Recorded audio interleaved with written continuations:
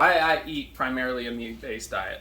One, simplicity. You're cutting out all of the potential for additives as well as diets that seem complex and you have to follow a strict regimen for different types of meals that you can eat is all eliminated. You're just eating meat. Super easy to follow. 2, weight loss. You will lose weight. 3, improved mental clarity. I feel sharper, I feel more on top of my game, and I don't feel sluggish and weighed down. 4, you eliminate the potential for food intolerances.